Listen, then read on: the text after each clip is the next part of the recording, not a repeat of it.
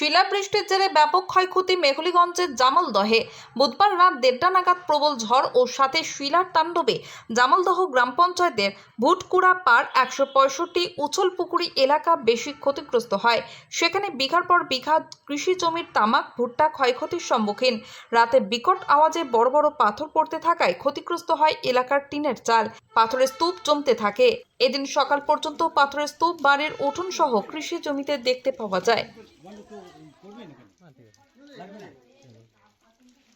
গতকাল মানে কি হয়েছে, মানে কতটা মানে গতকাল দেড়টার সময় প্রচুর বৃষ্টি আসলো, হাওয়া আসলো, একদম প্রচন্ড বেগে পাথর পড়া শুরু করলো। ওই যে আমাদের ঘরের চাল টাল সব শেষ নন্ডমন্ড করে দিয়ে এখানে আলু রাখছি, দেখা আলু এটাও দেখাতে হবে।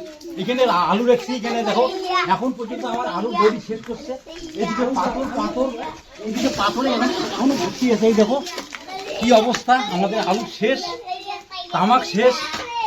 এই দেখুন না, পাথর চাল খেয়ে আছে, শুধু পাথরে প্রচন্ড হারে পাথর আমাদের ওই ঘরের চালটা চালে শেষ করেছে। আচ্ছা, গতকাল রাতে মানে কখন শুরু হয়েছিল এই বৃষ্টি?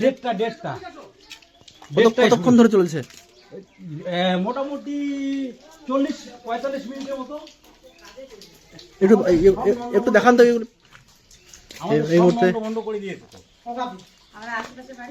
আশেপাশে আমার দাদার বাড়ি, ওটাও শেষ। এই যে পাশে যেগুলো আছে সবাই শেষ। দেখা যাচ্ছে বাড়ি ঘরের সমস্ত টিনের চাল সমস্ত ফুটো হয়ে গিয়েছে, সব শেষ। এখান থেকে না আপনি দেখতেই পাচ্ছেন। এলাকায় মানে এরকম শিলাবৃষ্টির তাণ্ডব দেখা গেল, মানে কি বলবেন, কতটা ক্ষতিগ্রস্ত হয়েছে? বলবো আর কি, বলার তো কোনো ভাষাই নেই।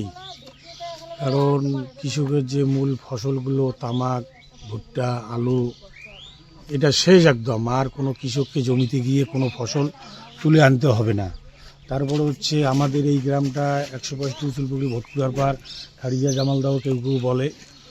এইখানে তো 80% লোকের বাড়ির টিনের চাল ফুটো হয়ে গেছে। মানে নিজের চোখে না দেখলে এবং না কান দিয়ে না শুনলে বোঝা যায় না।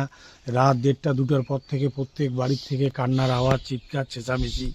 আজকে সকালবেলা আমরা এখন অবধি দেখছি, এই টাইম অবধি। আমরা ছোটোবেলায় যখন দেখছিলাম পাথর হয়েছিল, পাথর আমরা খেলার জন্য গ্লাসে বসছিলাম, তাড়াতাড়ি গলে জল হয়ে গেছিলো।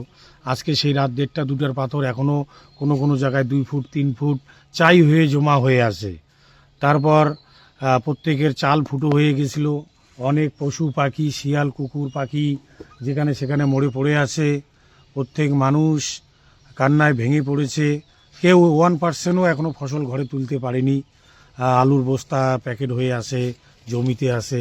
এগুলো কোনোটাই আর প্রশাসনের উদ্দেশ্যে কি বলবেন?